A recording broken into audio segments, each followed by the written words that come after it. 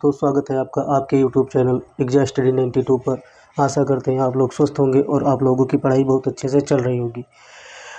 नहीं, आप लोगों से पहले तो निवेदन है कि अगर आप लोग चैनल पर नए हैं तो चैनल को सब्सक्राइब कर लीजिए और बेल आइकन को ऑन कर लीजिए, जिससे आप लोगों को समय समय पर नोटिफिकेशन के माध्यम से आप लोगों को वीडियो प्राप्त होती रहे। तो आगे बात कर लेते हैं कि UPPSC RO की टेस्ट सीरीज PCS मंत्रा ने लॉन्च की थी, फेज सेकंड की टेस्ट सीरीज। ठीक है, उसी क्रम में इस चैनल के माध्यम से आप लोगों को टेस्ट सीरीज कंप्लीट करवाई जा रही है। तो यह तीसरी टेस्ट सीरीज है। तीसरी टेस्ट सीरीज का पार्ट 2 है। पार्ट फर्स्ट जो है आप लोगों का ऑलरेडी चैनल पर अपलोड है, आप लोग जाके देख सकते हैं और उसका लाभ उठा सकते हैं और अपनी जो है पढ़ाई में बूस्ट दे सकते हैं। और यह टेस्ट सीरीज UPPSC RO 2023 का एग्ज़ाम 22 दिसंबर को जो लगा हुआ है, री एग्ज़ाम है वो, उसी को देखते हुए यह फ्रेम की गई है और उसी के 140 प्रश्न इसमें डिस्कशन किए जाएंगे। तो यह RO में तो काम आती ही है, लेकिन यह UPPSC PCS RO high court, ठीक, BPSC PCS TRE 4 समान रूप से उपयोगी है। उसमें कोई भेदभाव नहीं, सिर्फ फ्लेवर का काम होता है कि कौन सा क्वेश्चन किस हिसाब से पूछा जाता है किस एग्ज़ाम में। बस यही होता है। GS होती है और मैथ होती है, रीजनिंग होती है, उसमें कोई नहीं होता, लेकिन लेवल थोड़ा बढ़ा के और घटा के पूछते हैं। ठीक है, बस इतना है। चलिए आज हम लोग अपनी टेस्ट सीरीज को डिस्कशन करते हैं। आज टेस्ट सीरीज आप लोगों की कंप्लीट हो जाएगी, पूरी कंप्लीट हो जाएगी। तो समय ना गंवाते हुए टेस्ट सीरीज स्टार्ट करते हैं और आप लोगों को क्वेश्चन सॉल्व करने हैं साथ साथ में। आप लोगों को याद होगा कि हम लोग कल 72 नंबर प्रश्न तक कर लिए थे और 73 नंबर प्रश्न जो है करना था आप लोगों को। तो चलो 73 प्रश्न से स्टार्ट करते हैं। तो इसमें देख लीजिए, निम्नलिखित युग्मों पर विचार कीजिए। पहला अब आप लोगों का कथन है, इसमें क्या हो, युग्मों पर विचार करना। पहला युग्म क्या, 8 डिग्री चैनल लघु अंडमान व दक्षिणी अंडमान के मध्य। दूसरा आप लोगों का कथन है 9 डिग्री चैनल मिनिकॉय व लक्षद्वीप के मध्य। तीसरा है 10 डिग्री चैनल लघु अंडमान व निकोबार के मध्य। चौथा आप लोगों का है कोको चैनल और कोको द्वीप व उत्तरी अंडमान के मध्य है। तो आप लोगों को इसमें से युग्म बताने कौन से सुमेलित हैं। ठीक है, 73 नंबर प्रश्न का आप लोगों का 9 डिग्री चैनल मिनिकॉय व लक्षद्वीप के मध्य है, ये सुमेलित है। 10 डिग्री चैनल लघु अंडमान व कार निकोबार के मध्य स्थित है, ये भी सही है। कोको चैनल कोको द्वीप व उत्तरी अंडमान के मध्य है, ये भी सही है। ठीक, आप लोगों का पहला वाला गलत है। 8 डिग्री चैनल आप लोगों का लघु अंडमान व दक्षिणी अंडमान के मध्य नहीं है।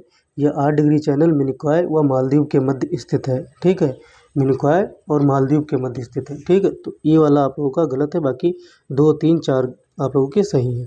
तो ये आप लोगों का सी ऑप्शन हो जाएगा। चलिए नेक्स्ट क्वेश्चन देख लेते हैं।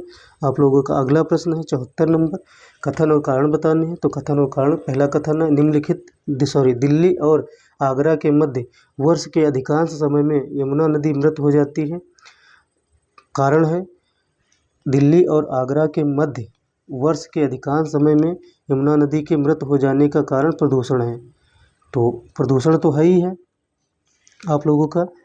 ठीक है, तो इसमें क्या है, तो दिल्ली और आगरा के मध्य वर्ष के अधिकांश समय में यमुना नदी मृत हो जाती है, ये सही है आप लोगों का। सच में यमुना नदी मृत हो जाती है। ठीक है, यमुना नदी एक सतत वाहिनी नदी है। इसका उद्गम जो है यमुनोत्री ग्लेशियर से होता है। ठीक, तो यह दिल्ली और आगरा के मध्य वर्ष के अधिकांश समय में यमुना नदी मृत हो जाने का सबसे प्रमुख कारण जो है प्रदूषण है। ठीक, तो ये प्रदूषण है, ये दोनों सही हैं। RA दोनों सही और RA की सही व्याख्या करता है। चलिए अगला प्रश्न आप लोगों का है 75 नंबर प्रश्न। 75 नंबर प्रश्न ये है। 75 नंबर प्रश्न आप लोगों का है कथन और कारण, इसमें भी है। कथन ए, प्रायद्वीप भारत की सभी नदियाँ बंगाल की खाड़ी में गिरती हैं। नर्मदा और तापी नदियाँ विभ्रंश घाटी से होकर बहती हैं। इसमें आप लोगों को बताना है। तो आप लोगों का प्रायद्वीपीय भारत की सभी नदियाँ बंगाल की खाड़ी में गिरती हैं, यह गलत है। अरब सागर में गिरती हैं। नर्मदा और तापी नदियाँ विभ्रंश घाटी से होकर बहती हैं, यह कारण आप लोगों का सही है। तो आप लोगों का डी ऑप्शन हो जाएगी। ये गलत है परंतु आर सही है। प्रायद्वीप भारत की सभी जो प्रमुख नदियाँ हैं बंगाल की खाड़ी में गिरती हैं, ठीक है। नर्मदा और तापी नदी अरब सागर में गिरती है, ये याद रखना, ठीक है। प्रायद्वीपीय भारत की जो प्रमुख नदियां हैं वो बंगाल की खाड़ी में गिरती हैं, परंतु नर्मदा और तापी नदी जो है, जिसे ताप्ती भी बोलते हैं, नदियाँ अरब सागर में गिरती हैं, ठीक है। और इसका प्रमुख कारण होता है कि जैसे नदियाँ पठार के ढाल का अनुसरण न करके भ्रंश से प्रवाहित होती हैं। कहाँ से? भ्रंश से प्रवाहित होते हैं, इसलिए कथन गलत है, ठीक है। तो अगला प्रश्न देख लेते हैं। ये 73 क्वेश्चन 76 नंबर प्रश्न कथन है और कारण इसमें भी है। पश्चिमी घाट की सभी नदियाँ डेल्टा का निर्माण करती हैं। पश्चिमी घाट की सभी नदियाँ डेल्टा का निर्माण करती हैं। वह छोटे मार्ग से तीव्र गति से कड़ी कठोर चट्टानों के ऊपर से प्रवाहित होते हैं, इसको बताना। ये भी इसका ये सही है, कारण सही है, लेकिन ये गलत है, ठीक है, कथन गलत है, तो इसका डी हो जाएगा ऑप्शन, ठीक। पश्चिमी घाट की सभी नदियाँ डेल्टा का निर्माण नहीं करती हैं, ठीक है। नर्मदा नदी जो है अपने मुहाने पर डेल्टा का निर्माण नहीं करती, वह ज्वारामुख जैसे एस्चुरी का निर्माण करती है। आप लोगों का नर्मदा नदी एस्चुरी का निर्माण करती है, ठीक है। भ्रंश घाटी से होकर प्रवाहित है, इसका प्रमुख कारण है, अभी ऊपर ही पढ़े हैं, ठीक है।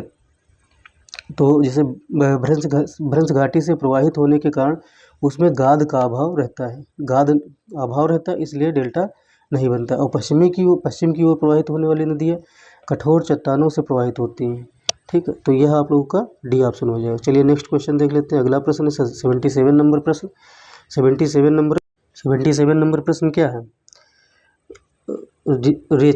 रचना दोआब किन नदियों के मध्य स्थित है? रचना दोआब किन नदियों के मध्य स्थित है, यह आप लोगों को बताना है। तो यह रावी और चिनाब के मध्य स्थित है, ठीक है, रावी और चिनाब के मध्य स्थित है रचना दोआब, ठीक है। व्यास और सतलज नदियों के बीच कौन सा स्थित है? व्यास और सतलज नदियों के बीच कौन सा दोआब स्थित है? तो इसमें विष्ट दोआब हो जाएगा। क्या हो जाएगा आप लोगों का? विष्ट दोआब हो जाएगा, ठीक है, विष्ट दोआब हो जाएगा। और चेनाब झेलम नदियों के बीच स्थित है। चेनाब और झेलम नदियों के छाछ दोआब स्थित है, ठीक है, दोआब स्थित है, ठीक है, छाछ दोआब स्थित है। चेनाब और झेलम नदियों के बीच व्यास दोआब स्थित है, विष्ट दोआब स्थित है व्यास और सतलज नदियों के मध्य। रचना दोआब रावी और चिनाब के मध्य स्थित है। चलिए अगला प्रश्न 78 नंबर प्रश्न कर लेते हैं। व्यास कुंड रोहतांग दर्रा हिमाचल प्रदेश से निम्न में से किस नदी का उद्गम होता है? व्यास कुंड रोहतांग दर्रा से निम्न में से किस नदी का उद्गम होता है? रोहतांग दर्रा कहाँ है? हिमाचल प्रदेश में, ठीक है। तो इसमें ऑप्शन आप लोगों को बताना है। 78 नंबर का व्यास नदी का उद्गम होता है, ठीक। अगला प्रश्न चलिए देख लेते हैं। 79 प्रश्न है। निम्न कथनों पर विचार कीजिए, कौन सा कथन सही उत्तर दीजिए। भारत की ज्वालामुखी भारत की जलवायु उष्णकटिबंधीय मानसूनी है, ठीक। भारत की जलवायु उष्णकटिबंधीय मानसूनी है। कारण है उच्च हिमालय उसे जलवायु संबंधी विशेषता प्रदान करता है, ठीक है, ये बताना है आप लोगों को। ये सही है, ये आर दोनों सही है, आर ए की सही स्पष्टीकरण नहीं है, ठीक है। भारत एक उष्णकटिबंधीय मानसूनी जलवायु वाला देश है, ठीक है। यहाँ की जलवायु में मानसूनी जलवायु की लगभग सभी विशेषताएं पाई जाती हैं और हिमालय पर्वत भारतीय भूभाग को विशिष्टता प्रदान करता है, ठीक है। और किस लिए विशिष्टता प्रदान करता है? क्योंकि यह मानसूनी हवाओं के लिए भौतिक अवरोध उत्पन्न करता है। क्या? भौतिक अवरोध उत्पन्न करता है, जिसके कारण भारत में मानसूनी हवाओं का पूर्ण रूप से प्रसार संभव हो पाता है और मानसून की भरपूर वर्षा हो पाती है, ठीक है। तो ये है कारण। चलिए अगला प्रश्न देख लेते हैं। अगला प्रश्न आप लोगों का है 80 नंबर। उत्तर भारत से दक्षिण भारत की ओर मानसून की अवधि बढ़ती है। कथन आप लोगों का एक है, भारत से दक्षिण भारत की ओर मानसून की अवधि बढ़ती है। उत्तर भारत के मैदान में वार्षिक वर्षा की मात्रा पश्चिम से पूर्व की तरफ घटती है। इसमें बताना दोनों कथन सही, एक कथन सही, केवल दो कथन सही है। तो 80 नंबर प्रश्न का आप लोगों के केवल एक कथन सही है, ठीक है, एक कथन सही। उत्तर भारत से दक्षिण भारत की ओर मानसून की अवधि बढ़ती है, ठीक। उत्तर भारत की अपेक्षा दक्षिण भारत में मानसून की अवधि अधिक होती है और उत्तर भारत के मैदानों में वार्षिक वर्षा की मात्रा पूर्व से पश्चिम की ओर घटती है। ठीक है, उत्तर भारत के मैदानों में वार्षिक वर्षा जो होती है पूर्व से पश्चिम की ओर घटती है, ये याद रखना। पश्चिम की ओर घटती है, पूर्व से पश्चिम, पश्चिम से पूर्व नहीं होगा, इसमें यही गलत है बस आप लोगों का, पूर्व से पश्चिम होगा, पश्चिम से पूर्व नहीं घटती। ठीक है, ये याद रखना। चलिए इसमें कौन सा हो जाएगा, ये वाला। अगला प्रश्न आप लोगों का 81 है। निम्नलिखित पर विचार कीजिए। प्रतिचक्रवाती स्थितियाँ शीत ऋतु में तब उत्पन्न होती हैं जब वायुमंडलीय दाब निम्न तथा वायुताप उच्च होता है। कारण है उत्तर भारत में शीतकालीन वर्षा पश्चिमी विक्षोभ के कारण होती है। तो यह आप लोगों को बताना। 81 नंबर प्रश्न। ये यार दोनों सही, आर्य की सही व्याख्या करती है। ठीक है, ये दोनों सही। चलिए अगला प्रश्न 82 नंबर प्रश्न है आप लोगों का। कथन है ये, पश्चिम तट की तुलना में पूर्वी तट चक्रवातों द्वारा कम प्रभावित होते हैं। ठीक है, क्या है, पश्चिमी तट की तुलना में पूर्वी तट चक्रवातों द्वारा कम प्रभावित होते हैं। ये तो चलिए ये गलत है। कारण आर, भारत का पूर्वी तट उत्तर पूर्वी व्यापारिक हवाओं की मेखला में पड़ता है। इसमें ए आर दोनों सही, आर ए की सही व्याख्या करता है। ए आर दोनों सही, आर ए की सही व्याख्या नहीं करता। ए सही, आर गलत है, ए गलत है, ए सही है। इसमें से आप कौन सा ऑप्शन आप लोगों का सही है। ठीक है, 80 कौन सा प्रश्न है, 82 है प्रश्न। तो इसका क्या हो जाएगा, ए गलत है परंतु आर सही है। पहले ही बताए थे इसका, ये पूर्वी तट चक्रवातों द्वारा कम प्रभावित, अधिक प्रभावित है, ये याद रखना। ठीक है, चलिए अगला प्रश्न आप लोगों का कौन सा है। पूर्वी तट सबसे ज़्यादा प्रभावित होता है। यह आप लोगों 83, काली मिट्टी कपास की कृषि के लिए उपयुक्त होती है। ये सही है, कपास के लिए उपयुक्त होती है। कारण है इसमें सामान्यतः लोहा, चूना, calcium, potash, aluminium, magnesium carbonate की प्रचुरता पाई जाती है। यह आप लोगों को बताना है। तो ये दोनों कथन और कारण दोनों सही हैं। तो आप लोगों का कौन सा आंसर हो जाएगा, आप लोगों का आंसर हो जाएगा ये यार दोनों सही, आर्य की सही व्याख्या करता है। चलिए अगला प्रश्न देख लीजिए। 84 नंबर प्रश्न। 84 नंबर प्रश्न। कथन और कारण है, प्रायद्वीपीय भारत में सिंचाई का एक प्रमुख साधन तालाब है। क्या है, प्रायद्वीपीय भारत में सिंचाई का एक प्रमुख साधन तालाब है। प्रायद्वीपीय भारत की अधिकांश नदियाँ सतत वाहिनी है। प्रायद्वीपीय भारत की अधिकांश नदियाँ सतत वाहिनी है। 84 नंबर प्रश्न का हो जाएगा, ये आप लोग का सॉरी सतत वाहिनी है। ठीक है, प्रायद्वीपीय भारत की नदियाँ सतत वाहिनी है। 84 नंबर का प्रश्न बताना है। प्रायद्वीपीय भारत का अधिकांश क्षेत्र चट्टानी होने के कारण यहाँ पर नहरों व कुओं का आसानी से निर्माण संभव नहीं होता है। ठीक है, जिसके कारण तालाब एक प्रमुख सिंचाई के साधन के रूप में विद्यमान है। प्रायद्वीपीय भारत की अधिकांश नदियाँ केवल वर्षा से जल प्राप्त करती है, इसलिए प्रकृति में मौसमी होती है। ठीक है, क्या होती है, मौसमी होती हैं। इसलिए आप लोगों का क्या इसमें उत्तर हो सकता है, उत्तर होगा आप लोगों का ए, डी वाला। ये गलत है परंतु आर सही है। चलिए अगला प्रश्न देख लेते हैं। अगला प्रश्न है, हाँ ठीक सही है। चलिए 85 नंबर प्रश्न है। सूची 1 को सूची 2 से सुमेलित करना है।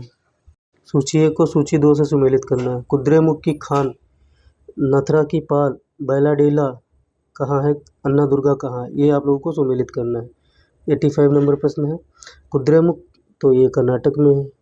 ठीक है, बैलाडीला कहाँ है, बैलाडीला आप लोगों का छत्तीसगढ़ में है। ठीक है, अन्ना दुर्गा कहाँ है, अन्ना दुर्गा भी कर्नाटक में है। सब ये कहाँ चला गया, अन्ना दुर्गा कर्नाटक में है। नाथरा की पाल राजस्थान में। तो इसमें कौन सा आप लोगों का ऑप्शन सही हो जाएगा, ए का पहला, बी का दूसरा, ये सी वाला आप लोग को सही हो जाएगा। 4 3 1 2 4 3। ठीक है, नेक्स्ट अगला प्रश्न आप लोगों का है 83 प्रश्न। 83 प्रश्न आप लोगों का है। मिलान करना है आप लोगों को। बगलिहार परियोजना, बुरसुर परियोजना और नीमू भाजको परियोजना, चुटक परियोजना, ये आप लोगों को मिलान करना है। ठीक है, तो मिलान कीजिए। 86 नंबर मिलाइए।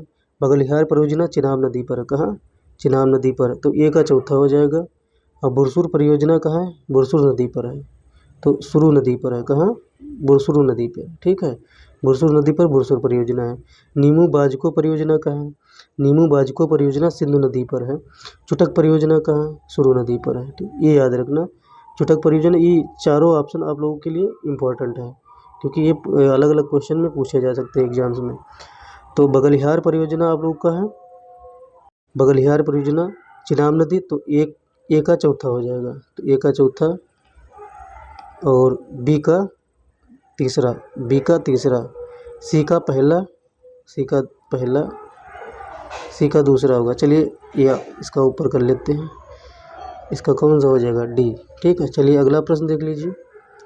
87 नंबर प्रश्न आप लोगों का है, स्टेनले जलाशय कहाँ स्थित है? भद्रा जलाशय, कोयना जलाशय और जलापुट जलाशय कहाँ स्थित है? 87 नंबर प्रश्न आप लोगों को आंसर करना है।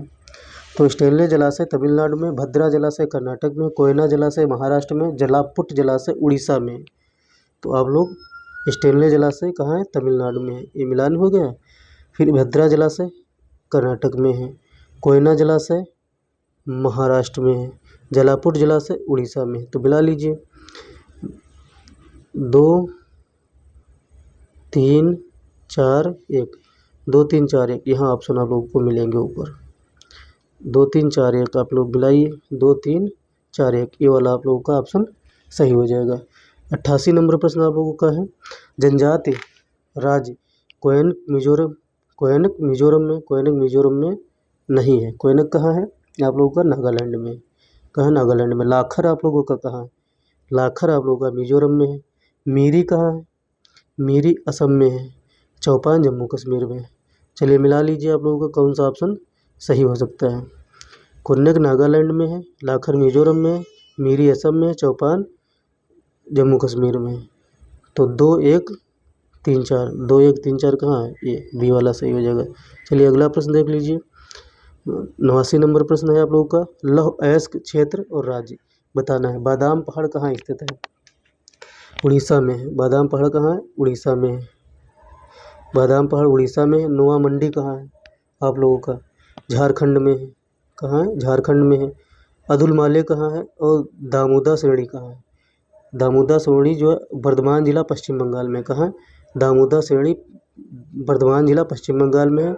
अदुलमाले आप लोगों का गोवा में है। कहाँ है? अदुलमाले आप लोगों का गोवा में है। तो मिला लीजिए, ए का तीसरा, बी का पहला, चौथा और ये आप लोगों का ये वाला ऑप्शन सही हो जाएगा। चलिए अगला प्रश्न आप लोगों का यह है, आप लोगों का खोसला समिति का संबंध निम्न में से किससे है? खोसला समिति किससे? खोसला समिति का संबंध निम्न में से किससे है?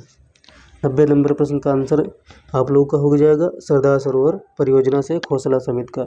यह 1964 में आई थी। कब आई थी? 1964 में आई थी खोसला समिति, और इसने रिपोर्ट अपनी 1965 में सबमिट की थी। ठीक है, तो रिपोर्ट 65 में सबमिट की थी और 1964 में आई थी। खोसला समिति सरदार सरोवर बांध से संबंधित है। ठीक है, अच्छा, ये जिम्मेदारी इसको दी गई थी कि नर्मदा जल का अधिकतम उपयोग की योजना बनाए, यह जिम्मेदारी इसको दी गई थी। तो सरदार सरोवर बांध से संबंधित खोसला समिति। राष्ट्रीय बाढ़ नियंत्रण कार्यक्रम कब शुरू किया गया? राष्ट्रीय बाढ़ नियंत्रण कार्यक्रम कब शुरू किया गया? 91 नंबर करो निकलो, सी 1954 में। राष्ट्रीय बाढ़ नियंत्रण कार्यक्रम 1954 में प्रारंभ किया गया था। ठीक है, और राष्ट्रीय बाढ़ आयोग, अब जैसे पूछ ले राष्ट्रीय बाढ़ आयोग की स्थापना कब हुई थी? राष्ट्रीय बाढ़ आयोग की स्थापना ठीक कब हुई थी? तो आप लोग बताएंगे, ये याद रखना 1976 में हुई थी। राष्ट्रीय बाढ़ आयोग की स्थापना 1976 में हुई थी। चलिए अगला प्रश्न देख लीजिए, 92 प्रश्न। सुकिंदा घाटी निम्न में से किस अयस्क के भंडार के लिए प्रसिद्ध है? सुकिंदा घाटी बताना है आप लोगों को। 92 नंबर प्रश्न बताइए। क्रोमाइट के लिए प्रसिद्ध है सुकिंदा घाटी। अच्छा, सुकिंदा घाटी है कहाँ? सुकिंदा घाटी आप लोगों का उड़ीसा में है। कहाँ है? उड़ीसा में है। ठीक है, सुकिंदा घाटी उड़ीसा राज्य में है। ठीक, जाजपुर जिले में है, याद रखना। यह क्रोमाइट के लिए प्रसिद्ध है। चलिए अगला प्रश्न देख लेते हैं। निम्नांकित कोयला क्षेत्रों में से कौन से क्षेत्र दामोदर घाटी में अवस्थित है? कौन से क्षेत्र दामोदर घाटी में स्थित है, ये बताना है आप लोगों को। झरिया, रानीगंज, सिंगरौली, सोहागपुर, इसमें से कथन भी, ये विकल्प भी दिए, उसे चेंज आप लोग चूज करेंगे। तो इसमें क्या होगा? झरिया और रानीगंज, यह आप लोगों के दामोदर घाटी में स्थित है। तो आप लोगों का 1-2 हो जाएगा, ठीक है। तो आप लोगों का 1-2 सही हो जाएगा। दामोदर घाटी है कहाँ? दामोदर घाटी आप लोगों की कहाँ, यह बताना है आप लोगों को। अच्छा, सिंगरौली कोयला क्षेत्र जो है मध्य प्रदेश में है। सिंगरौली सिंगरौली और सोनभद्र, जैसे सिंगरौली एक जिला है और सोनभद्र एक जिला है, तो इनके मध्य में बीच में फैला है सिंगरौली कोयला क्षेत्र, ठीक है। ये याद रखना आप लोग। चलिए अगला प्रश्न देख लेते हैं। जैसे रानीगंज होगा, झरिया रानीगंज कोयला दामोदर नदी घाटी में स्थित है, ठीक है। तो ये सब चीज़ें याद रखना। चलिए अगला प्रश्न देख लेते हैं। तो इसमें से आप लोगों को पता चला ये सी वाला है। चलिए अगला प्रश्न देख लेते हैं। 94 प्रश्न, तांबा टिन तांबा टिन कहने लगे, पहले प्रश्न तो बड़े। जुड़वा खनिज किसे कहा जाता है? जुड़वा खनिज किसे कहा जाता है? तांबा टिन, लोहा कोयला, सीसा जस्ता और सोना चांदी। जुड़वा खनिज आप लोगों को बताना है किसे कहा जाता है, ठीक है। आप लोगों को सीसा जस्ता को जुड़वा खनिज कहा जाता है, जुड़वा खनिज कहा जाता है। अच्छा, जुड़वा खनिज कब होते हैं? जब समरूप तरीके से कुछ समान जो है जाली बिंदुओं को साझा करते हैं, ठीक है। जस्ता और सीसा के संबंध में जुड़वा खनिज हैं, ये सही है। चलिए अगला प्रश्न देख लीजिए। चमेरा विद्युत परियोजना हिमाचल प्रदेश की है। चमेरा विद्युत परियोजना हिमाचल प्रदेश की, मचकुंड विद्युत परियोजना आंध्र प्रदेश की। 95 प्रश्न आप लोगों को बताना है। ये आप लोगों के दोनों कथन सही हैं। चमेरा विद्युत परियोजना हिमाचल प्रदेश में ही है, मचकुंड आप लोगों का आंध्र प्रदेश में ही। अगला प्रश्न आप लोगों का 96 प्रश्न है। 96 प्रश्न, प्रौद्योगिकी उन्नयन कोष योजना का प्रारंभ निम्न में से किस वर्ष में किया गया था? प्रौद्योगिकी उन्नयन कोष योजना का प्रारंभ निम्न में से किस वर्ष में किया गया था? 96 प्रश्न नंबर बताना है आप लोगों को, सही कौन सा है। तो आप लोगों का 1999 में किया गया था। कब किया गया था? 1999 में। चलिए अगला प्रश्न देख लीजिए। अगला प्रश्न आप लोगों का है ये 97 प्रश्न। इसमें क्या बताना है आप लोगों को, पहले ये देख लीजिए। कथनों में कौन सही है? ये कथन आप लोगों को, कुटीर उद्योग बोर्ड की स्थापना 1948 में की गई थी। दूसरा है आप लोगों का कथन, अखिल भारतीय हथकरघा बोर्ड की स्थापना 1950 में की गई थी। तीसरा कथन आप लोगों का है, अखिल भारतीय खादी एवं ग्रामोद्योग बोर्ड की स्थापना 1954 में की गई थी। क्षेत्रीय ग्रामीण बैंक की स्थापना 1977 में की गई थी। इनमें से कौन सा आप लोगों का ऑप्शन सही हो जाएगा? 97 में। तो ये तीन आप इसके सही हैं। ये जो क्षेत्रीय ग्रामीण बैंक की स्थापना 1977 में 1975 में हुई थी, 1977 में नहीं हुई थी। वही तो हम कहें 1975 में हुई थी, ठीक है। 77 लिखा हुआ है, हम तो सोचे चारों सही होंगे, लेकिन ये 77 लिखा है, 75 में हुई थी। क्षेत्रीय ग्रामीण बैंक की स्थापना 1975 में हुई थी। बाकी अखिल भारतीय खादी ग्रामोद्योग बोर्ड की स्थापना 1954 में, अखिल भारतीय हथकरघा बोर्ड की स्थापना 1950 में, कुटीर उद्योग बोर्ड की स्थापना 1948 में हुई थी। ये याद रखना। चलिए अगला प्रश्न आप लोगों का 98, प्रोजेक्ट हीरक का संबंध निम्नलिखित में से किससे है? प्रोजेक्ट हीरक का संबंध महाराष्ट्र राज्य के नक्सल प्रभावित जिलों में सड़क का निर्माण, नक्सल प्रभावित जिलों में साक्षरता अभियान, महाराष्ट्र के नक्सल प्रभावित जिलों में नक्सलियों के आत्मसमर्पण हेतु एक परियोजना, महाराष्ट्र जिले के नक्सलियों को मुख्य धारा में लाने की एक योजना। 98 प्रश्न का आंसर करना है। तो महाराष्ट्र राज्य के नक्सल प्रभावित जिलों में सड़कों का निर्माण, यह आप लोगों का आंसर सही हो जाएगा, ठीक है। प्रोजेक्ट हीरक। चलिए अगला प्रश्न देख लेते हैं। 99 प्रश्न, देश का प्रथम सबसे बड़ा कंप्यूटराइज्ड एवं निगमित बंदरगाह निम्नलिखित में से कौन सा है? कंप्यूटराइज्ड एवं निगमित बंदरगाह निम्नलिखित में से कौन सा है? 99 प्रश्न का आंसर करना है, एन्नौर बंदरगाह। ये याद रखना आप लोग, अच्छा प्रश्न है, ठीक। ये वनडे एग्जाम के लिए बहुत इंपॉर्टेंट है। अच्छा, एशियाई विकास बैंक की सहायता से विकसित किया गया, ये याद रखना। किसके? एशियाई विकास बैंक, तो एडीबी इसको कह सकते हैं। क्या कह सकते हैं? शॉर्टकट में एडीबी कह सकते हैं, एशियन डेवलपमेंट बैंक, ठीक है। इसके सहायता से किया गया है। चलिए अगला, और इसका निर्माण से जो चेन्नई बंदरगाह है उस पर दबाव कम हुआ है। अगला प्रश्न आप लोगों का 100 नंबर प्रश्न है। हैंड शतक लगा चुके हैं हम लोग। गंगा सॉरी कथन सही बताना है आप लोगों का। गंगा गोदावरी एवं कृष्णा नदियों का अपवाह प्रतिरूप वृक्षाकार है। कोसी तथा बिंद नदियाँ आयताकार प्रतिरूप का उदाहरण प्रस्तुत करती हैं। यह आप लोगों को कथन बताना है, दोनों सही कि एक सही है, कि इसमें से कोई सही नहीं है। तो आप लोगों के दोनों कथन सही हैं। गंगा, गोदावरी एवं कृष्णा नदियों का अपवाह प्रतिरूप वृक्षाकार है। कोसी और एवं विंध्य नदियाँ आयताकार प्रतिरूप का उदाहरण है। ठीक है, चलिए अगला प्रश्न देख लेते हैं। 101 प्रश्न नंबर। मधार जलप्रपात नर्मदा नदी पर सुमेलित नहीं है, ये बताना है आप लोगों को। मधार जलप्रपात नर्मदा नदी पर है। चित्रकूट जलप्रपात इंद्रावती नदी पर है। गोकक जलप्रपात कृष्णा नदी पर है। झारखंड जलप्रपात कावेरी नदी पर। इसमें बताना है आप लोगों को कौन सा सुमेलित नहीं है। तो झारखंड जलप्रपात टोंस नदी पर है। कहाँ है? टोंस नदी पर है आप लोग का। यह ही आप लोगों का सही नहीं है, बाकी सही सुमेलित सब सही सुमेलित हैं। ठीक है, चलिए अगला प्रश्न है। ये याद रखना, ये सेपरेट क्वेश्चन पूछे जाते हैं वनडे एग्जाम्स में, जैसे UP-SSC हुआ, SSC हुआ, इसमें सब में पूछे जाते हैं। चलिए अगला प्रश्न है आप लोगों का 102 नंबर प्रश्न। यह प्रश्न आप लोगों को अटेम्प्ट करना है।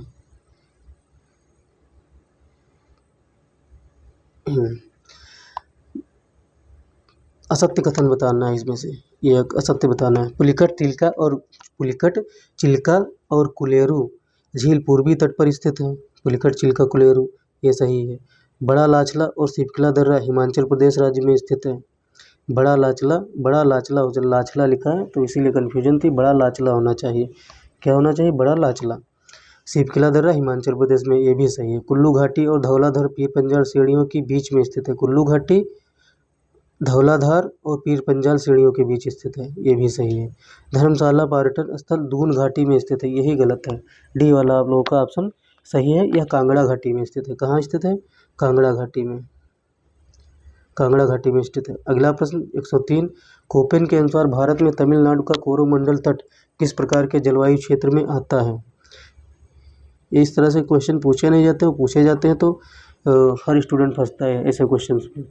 तो आप लोगों का अर्ध शुष्क स्टेपी जलवायु, गर्म स्थल, लघु शुष्क ऋतु वाला मानसून प्रकार और शुष्क ग्रीष्म ऋतु वाला मानसून प्रकार, यह आप लोगों का सही हो जाएगा। कोपेन के अनुसार भारत में तमिलनाडु का कोरोमंडल तट शुष्क ग्रीष्म ऋतु वाला मानसून प्रकार का जलवायु क्षेत्र है, यह आता है, इसमें आता है। ठीक है, चलिए अगला प्रश्न देख लेते हैं।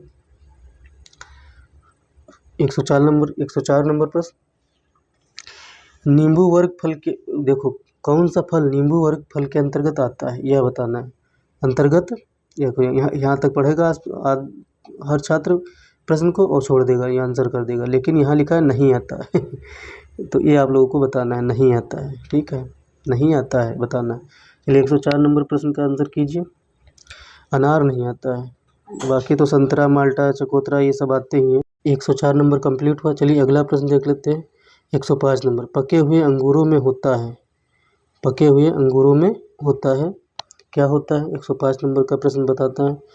ठीक, फ्रक्टोज पाया जाता है। क्या पाया जाता है? फ्रक्टोज पाया जाता है। लेकिन पके हुए अंगूरों में ग्लूकोज पाया जाता है। ठीक है, अधिकांश फलों में फ्रक्टोज पाया जाता है, लेकिन पके हुए अंगूरों में ग्लूकोज पाया जाता है। ठीक है, और सुक्रोज गन्ना में पाया जाता है। कहाँ पाया जाता है? गन्ना में, ये याद रखना। चलिए अगला प्रश्न देखते हैं।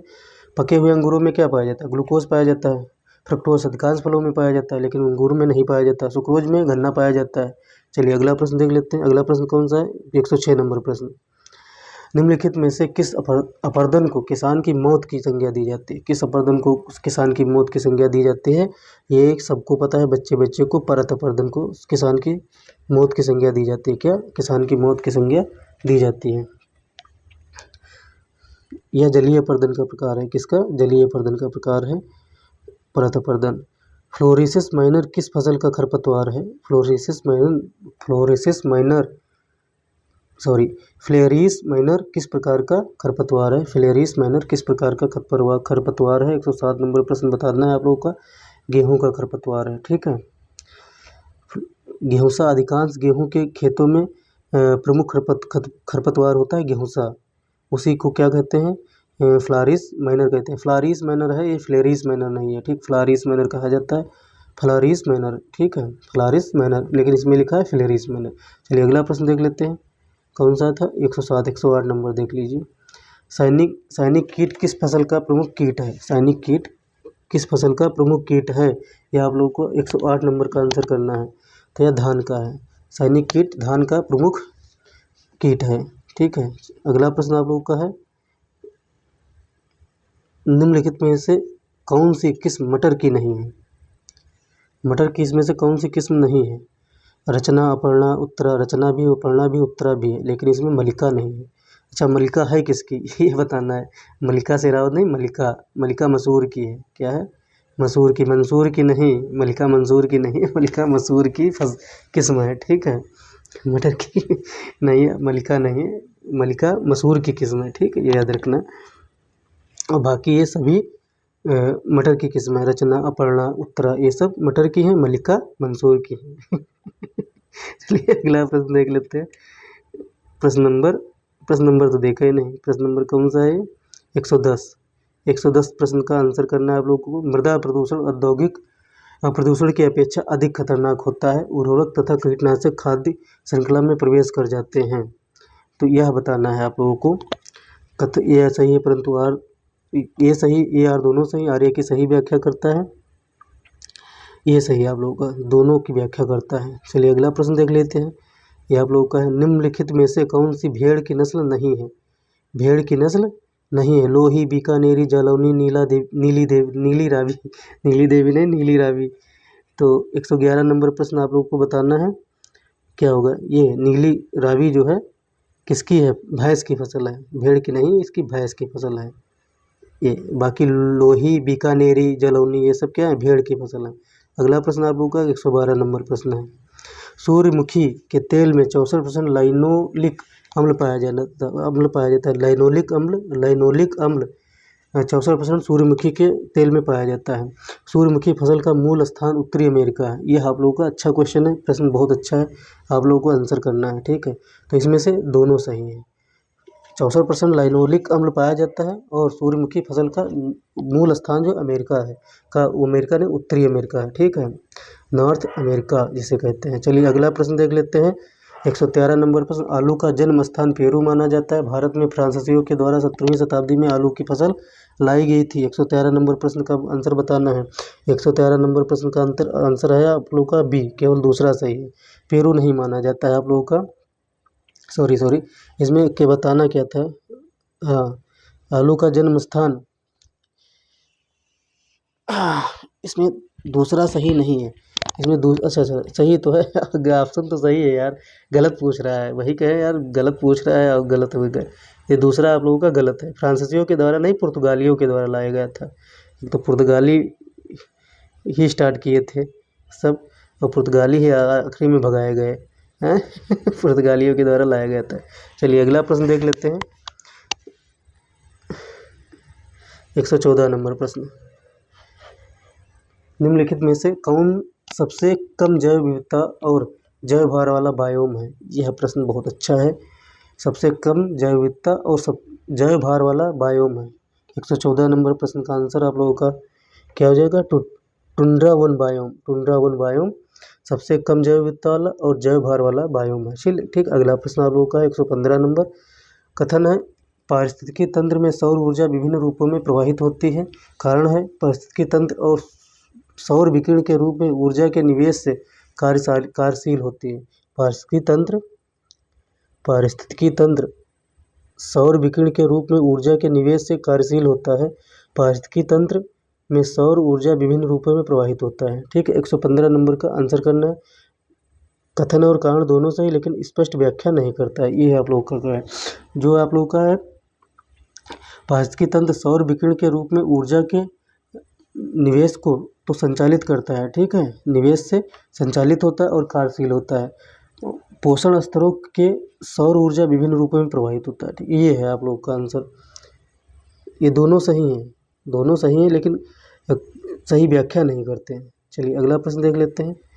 116 नंबर प्रश्न, जो एक क्वेश्चन होता है ना, उसको एक्सप्लेन करने में ज़्यादा टाइम लेंगे तो जब बड़ी क्लास हो जाएगी, बड़ी क्लास हो जाएगी तो आप लोगों के लिए बोरिंग हो जाएगी।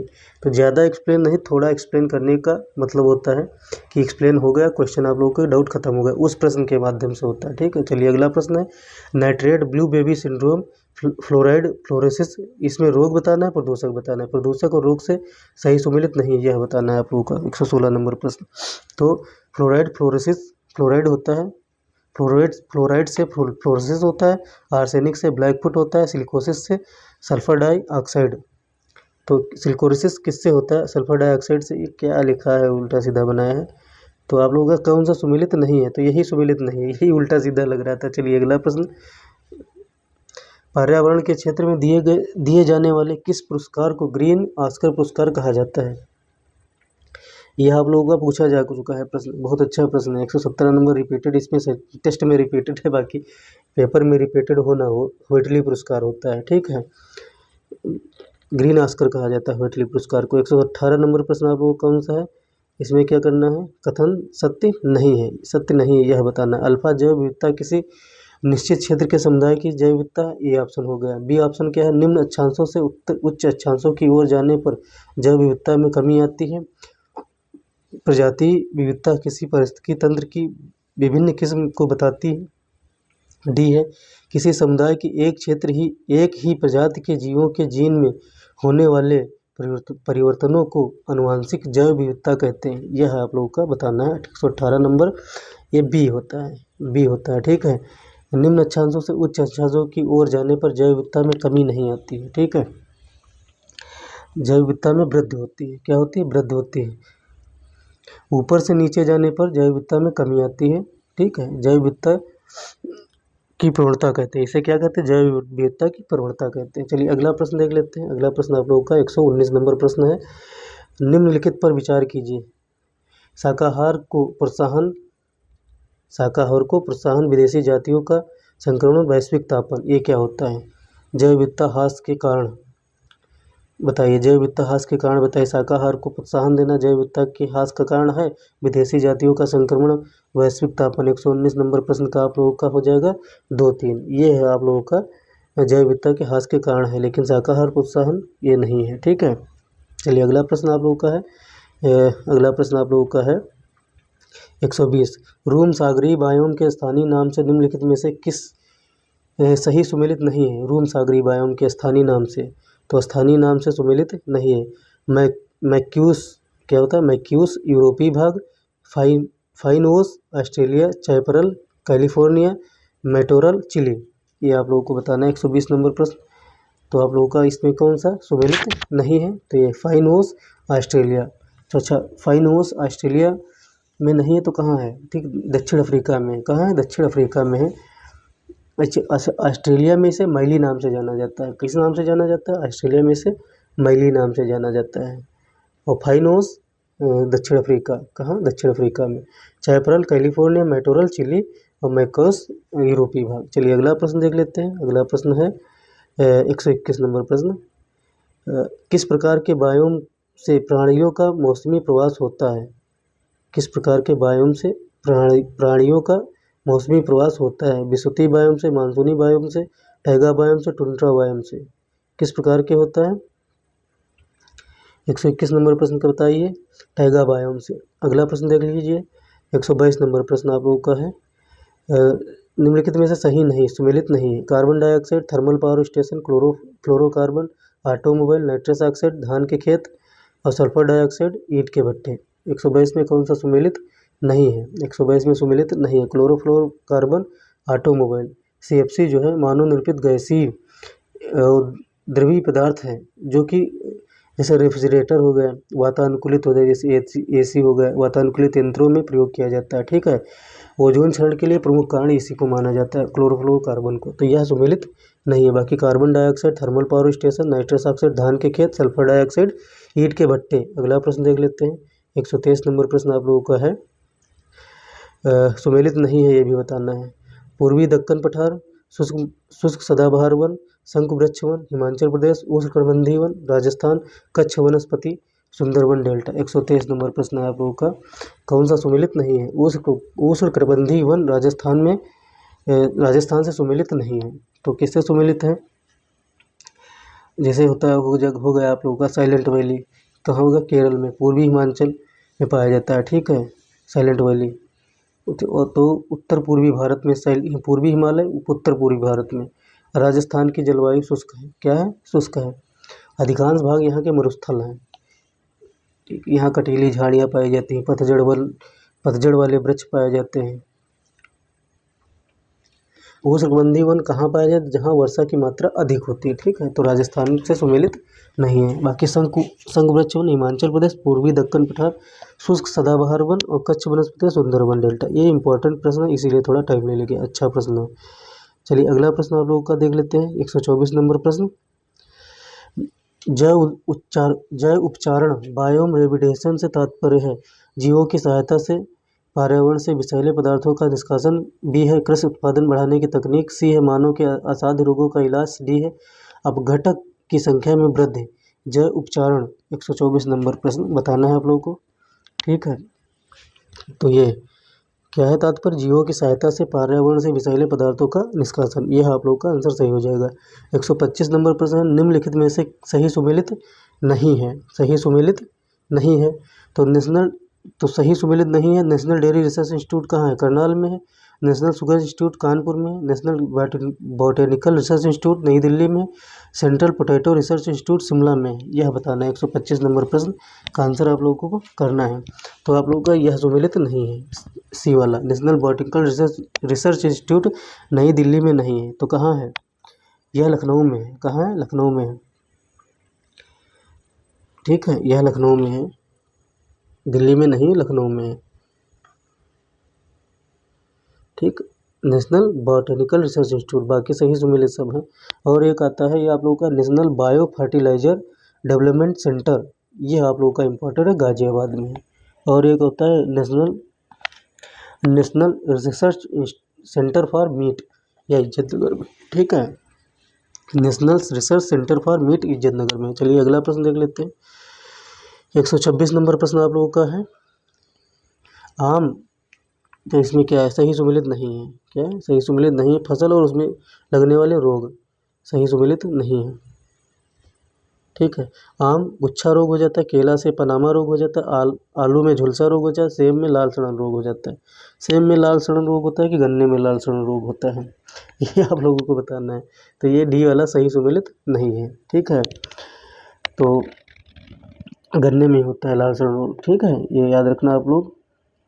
जैसे अच्छा सेब में कौन सा है? जैसे स्कैब हो गया, ठीक है, ये सब स्कैब और एकांतर फलन समस्या उत्पन्न होती है, ये हो गया आप लोगों का। गेहूं में पीला किट, भूरा किट, मूंगफली में टिक्का, बाजरा में होगा अर्गट, ठीक, टमाटर में पर्णकुंचन आता है, ठीक, ये सब याद रखना आप लोग। चलिए अगला प्रश्न है आप लोगों का 127 नंबर प्रश्न, निम्नलिखित में से सही सुमेलित नहीं है। सही सुमेलित नहीं है। केला मेरू पक्षी अभयारण्य तमिलनाडु में है, पलामू अभयारण्य झारखंड में, शांत घाटी अभयारण्य केरल में, हाकिम अभयारण्य नागालैंड में।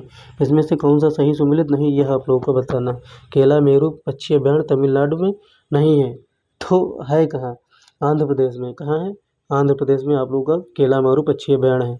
पलामू झारखंड में, शांत घाटी केरल में, हाकिम अभयारण्य नागालैंड में। ये थोड़ा इंपॉर्टेंट भी याद रखना। चलिए अगला प्रश्न देख लेते हैं। जैसे ये सागर अभयारण्य होता है, वो भी केरल में है। जल्दापारा अभयारण्य, ये भी केरल में है।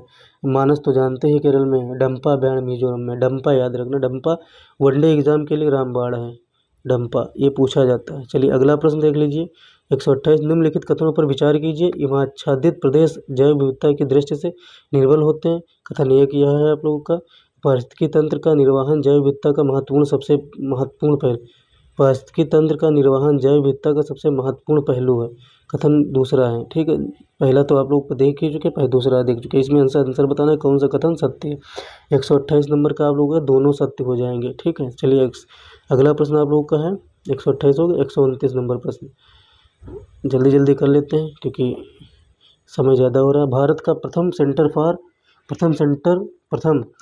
फॉर मरीन बायोडाइवर्सिटी कहाँ पर स्थित है? सेंटर फॉर मरीन बायोडाइवर्सिटी कहाँ स्थित है? भारत का प्रथम है, ठीक, कहाँ? अंडमान निकोबार, गुजरात, तमिलनाडु, आंध्र प्रदेश। चारों में से ऑप्शन आप लोगों को बताना है। 129 नंबर प्रश्न आप लोग का है, आप लोगों का गुजरात में स्थित है। कहाँ स्थित है? गुजरात में स्थित है, जामनगर में। सेंटर फॉर मरीन डाइवर्सिटी स्थित है। उद्देश्य क्या इसका था? समुद्री तटीय क्षेत्र में जैव विविधता की सुरक्षा करना इसका उद्देश्य था। चलिए 130 नंबर प्रश्न देख लेते हैं। निम्नलिखित कथनों पर विचार कीजिए। भारत में टिड्डियों का प्रवेश पूर्वी भारत से होता है। पूर्वी भारत से नहीं, पश्चिमी भारत से होता है। ये तो गलत ही हो गए हैं। कौन सा कथन सत्य ये बताना है। टिड्डियों का प्रवेश पूर्वी भारत से नहीं, पश्चिम भारत से होता है। पायरेथ्रम पुष्प पंखुड़ी से निकाला जाता है। दीमक एक सामाजिक कीट है। ये तो सही है, सामाजिक कीट है। दीमक एक सामाजिक कीट है। तो आप लोगों का कौन सा ऑप्शन सही हो जाएगा? 2 और 3 ये सही हो जाएंगे। 2 पायरेथ्रम पुष्प पंखुड़ी से निकाला जाता है। दीमक एक सामाजिक कीट है। चलिए ये वनडे एग्जाम में आ चुका है, सामाजिक कीट है। तो आप लोगों को 2-3 ऑप्शन दे देते हैं, फिर आंसर बताना होता है। 131 नंबर प्रश्न है आप लोगों का। 131 नंबर प्रश्न थोड़ा नीचे कर लेते हैं। हाँ, 131 नंबर प्रश्न है। पश्चिमी हिमालय की तुलना में पूर्वी हिमालय में जैव विविधता पाई जाती है। ये सही है, ये सही आप लोगों का है, बिल्कुल सही कथन है। पूर्वी हिमालय की विषुवत रेखा से निकटता के कारण यहाँ अधिक वर्षा होती है। पूर्वी हिमालय 131 नंबर प्रश्न है। तो 131 नंबर प्रश्न का उत्तर आप लोगों को बताना है। तो कथन और कारण दोनों सही हैं, सही व्याख्या करते हैं, दोनों सही हैं। ठीक है, चलिए अगला प्रश्न आप लोगों का है 132 नंबर। निम्नलिखित में से किस आधार पर जैव विविधता के हॉट स्पॉट को मान्यता प्रदान की जाती है? किस आधार पर प्रदान की जाती है? स्थानिकता के आधार पर, जातीय यातायात के कारण, जी ठीक है, स्थानिकता के कारण, आशंका बोध के कारण, उपरोक्त सभी। किसके कारण? 132 नंबर प्रश्न का डी हो जाएगा। उपरोक्त सभी के कारण के आधार पर दी जाती है जो विविधता हॉट स्पॉट बनाया जाता है। 133 नंबर प्रश्न आप लोगों का है। गैस समताप मंडल में ओजोन प्रदूषण में योगदान नहीं है। गैस समताप मंडल में ओजोन प्रदूषण में योगदान नहीं करती है, ये बताना आप लोगों को। 133 नंबर प्रश्न। Carbon dioxide, nitrous oxide, methane, carbon monoxide, यह नहीं करती है। कार्बन मोनोऑक्साइड नहीं करती है। ठीक है, carbon dioxide, nitrous oxide, methane करती है, लेकिन कार्बन मोनोऑक्साइड नहीं करती है। ओजोन प्रदूषण में योगदान। 133 नंबर प्रश्न है आप लोगों का। जैसे मीथेन हो गया, ओजोन, नाइट्रस ऑक्साइड हो गया, क्लोरोफ्लोरोकार्बन, जलवाष्प हो गया, ये सब क्या है? ओजोन प्रदूषण गैसें हैं। ठीक है, 134 नंबर प्रश्न आप लोगों का है। उत्तर प्रदेश में सर्वाधिक जनसंख्या निवास करती है। भारत की कुल जनसंख्या 16.16% जनसंख्या उत्तर प्रदेश में निवास करती है। यह दोनों कथनों का इसमें से कौन से कथन सत्य है ये बताना है। 1, 2 दोनों सही, दोनों गलत हैं। 134 नंबर प्रश्न का आप लोगों को आंसर बताना है। केवल एक सही है। क्या? सॉरी एक, केवल एक सही नहीं है यार, 180 दोनों सही हैं। सर्वाधिक जनसंख्या निवास करती है, तो यार बिल्कुल करेक्ट है। 16.5% जनसंख्या उत्तर प्रदेश निवास करती है, चौथा सबसे बड़ा जनसंख्या में। देखो यार, फिर गलत हो गए। ठीक है, ये ऐसा नहीं करना चाहिए। सर्वाधिक है, ठीक है, सर्वाधिक जनसंख्या उत्तर प्रदेश में है, ये याद रखना। चौथा जो बोले थे वो क्षेत्रफल के आधार पर चौथा बड़ा राज्य है उत्तर प्रदेश। ठीक है, अगला प्रश्न देखेंगे कि इसमें थोड़ा 1, 2 और दूसरा जो है राज्य 9.28% जिसकी जनसंख्या है वो महाराष्ट्र है। तीसरा बिहार है, 8.5% के आसपास है बिहार की जनसंख्या पूरे भारत की। चौथे नंबर पर पश्चिम बंगाल है, 7.5% के आसपास है। ठीक है, याद रखना। चलिए अगला प्रश्न देख लेते हैं। जनगणना 2011 के अनुसार जनसंख्या की दृष्टि से सबसे छोटा केंद्र शासित प्रदेश है कौन सा है? सबसे छोटा केंद्र शासित प्रदेश कौन सा? 135 नंबर बताना है आपको। लक्षद्वीप है। क्या? लक्षद्वीप है। जैसे गौतम बुद्ध नगर है, सॉरी गौतम बुद्ध नगर कहाँ से आ गया कि सबसे छोटा केंद्र शासित प्रदेश आप लोग को लक्षद्वीप है। ठीक है, अब सबसे बड़ा पूछ लीजिए, वो दिल्ली है। सबसे बड़ा दिल्ली है, सबसे छोटा लक्षद्वीप है। चलिए अगला प्रश्न देख लेते हैं। विचार करना है और सही कथनों का चुनाव करना है। जनगणना 2011 के अनुसार उत्तर प्रदेश में न्यूनतम लिंगानुपात वाला जिला बागपत है। न्यूनतम लिंगानुपात वाला जिला कौन है? बागपत है कि गौतम बुद्ध नगर है? गौतम बुद्ध नगर है। ठीक है, गौतम बुद्ध नगर का 861 है। गौतम बुद्ध नगर का 861 है। बागपत का नहीं, सॉरी, गौतम बुद्ध नगर का 851 है। बागपत का और हमीरपुर का 861 है। ठीक, बागपत का कितना है? 861 और गौतम बुद्ध नगर का 851 है, तो ये वाला आप लोगों का गलत हो जाएगा। उत्तर प्रदेश का लिंगानुपात 912, ये आप लोगों का सही हो जाएगा। तो इसमें केवल दो सही हो, कथन दूसरा सही है। चलिए अगला प्रश्न देख लेते हैं, 137 नंबर प्रश्न। आप लोग खत्म सीरीज समाप्त करने की तरफ बढ़ रहे हैं। जनगणना 2011 के अनुसार उत्तर प्रदेश में 0 से 6 आयु वर्ग के बच्चों का सर्वाधिक जनसंख्या प्रतिशत किस जिले में पाया जाता है? 137 नंबर बताना है आप लोगों को। बहराइच, मुरादाबाद, इलाहाबाद, कानपुर। 137 नंबर प्रश्न का बहराइच में पाया जाता है। ठीक है। सर्वाधिक जनसंख्या प्रतिशत किस जिले में पाई जाती है उत्तर प्रदेश से 0-6 आयु वर्ग के? तो वह बहराइच है। और जैसे पूछ लिया जाए कि बच्चों की सर्वाधिक जनसंख्या इलाहाबाद में पाई जाती है, ये पूछा जाता है बच्चों की सर्वाधिक जनसंख्या कहाँ पाई जाती है, तो इलाहाबाद में। 0 से 6 आयु वर्ग के बच्चों की सर्वाधिक जनसंख्या इलाहाबाद में पाई जाती है 2011 के जनगणना के अनुसार। ठीक है। दूसरे स्थान पर आप लोगों का मुरादाबाद है, और प्रतिशतता के आधार पर पूछ रहा है तो इसलिए बहराइच है। ठीक, अगर पूछा प्रतिशतता के आधार पर, प्रतिशत के आधार पर ना पूछता तो आप लोगों का इलाहाबाद होता। ठीक, दूसरा मुरादाबाद है। सबसे कम प्रतिशत कहाँ है इसका? अगर 0 से 6 आयु वर्ग के बच्चों की सर्वाधिक जनसंख्या पाई जाती है मुरादाबाद में प्रतिशतता के आधार पर। कम पूछ ले तो आप लोगों का कहाँ है? कानपुर नगर। चलिए अगला प्रश्न देख लेते हैं। किस जनगणना वर्ष में भारत की दशकीय जनसंख्या वृद्धि दर सर्वाधिक पाई जाती है? यह आप लोगों को बताना है। 138 नंबर प्रश्न। 1971 की दशकीय जनसंख्या वृद्धि दर सर्वाधिक पाई जाती है। 1971 की जनगणना वर्ष में भारत की दशकीय जनसंख्या वृद्धि सर्वाधिक पाई जाती है क्या? 1971 में। ठीक है, कितनी थी ऐसे बता सकते हैं? 1961-71 में 24.6% दशकीय जनसंख्या वृद्धि थी। चलिए अगला प्रश्न कौन सा है आप लोगों का? 139 नंबर प्रश्न, सेकेंड लास्ट है आप लोगों का प्रश्न। आप लोगों के लिए बधाई, खुशखबरी, आप लोगों ने टेस्ट पूरा कंप्लीट कर लिया। तीसरा नंबर टेस्ट था आप लोगों का। निम्न कथनों पर विचार करें। उत्तर प्रदेश का जनसंख्या घनत्व 829 है। उत्तर प्रदेश के गाजियाबाद का जनसंख्या घनत्व 3971 है। यह बताना है आप लोगों का। दोनों सही है। ठीक है, 3971 है और 829 जनसंख्या घनत्व है यूपी का। वाराणसी और लखनऊ, भदोही पूछ ले, जैसे लखनऊ का पूछ ले तो 1816 हो जाएगा। लखनऊ का जनसंख्या घनत्व क्या? 1816। अब फिर पूछ लेगा वाराणसी का क्या है, तो 1395 है। चलिए इतना रट्टा मारने की जरूरत है नहीं, पूछा जाता है इतना है नहीं, इतना थोड़ा पूछा जाता है, थोड़ा याद कीजिए। बाकी पूरा एक्सप्लेन में पढ़िए तो एक्सप्लेन में पढ़ाया जाएगा, तब याद करना। स्वतंत्रता के बाद अब तक कितनी बार जनगणना हो चुकी है? स्वतंत्रता के बाद अब तक कितनी बार जनगणना हो चुकी है? तो 7 बार जनगणना हो चुकी है। अगली बार जनगणना जब होगी तो आप लोग की 8वीं जनगणना होगी। ठीक है, तो यह आप लोगों के 140 प्रश्न थे जो समाप्त कर लिए गए हैं। खुशी खुशी आप लोग क्लैपिंग कीजिए और आप लोग एंजॉय कीजिए पूरी टेस्ट सीरीज को। बहुत मेहनत से टेस्ट सीरीज कवर करवाई गई है आप लोगों को, विद एक्सप्लेन करवाई गई। जहाँ एक्सप्लेन की ज़रूरत थी वहाँ एक्सप्लेन किया गया है, और जहाँ नहीं ज़रूरत थी वहाँ नहीं किया गया, और कम एक्सप्लेन में टेस्ट सीरीज करवाई ही जाती है। पूरा एक्सप्लेन करवाने में आप लोगों को 3 घंटा चाहिए, और 3 घंटा आप लोगों के पास पेशेंस होगा नहीं जो टेस्ट सीरीज को दे। तो इसलिए कम समय में ज़्यादा आप लोगों को बताया गया है।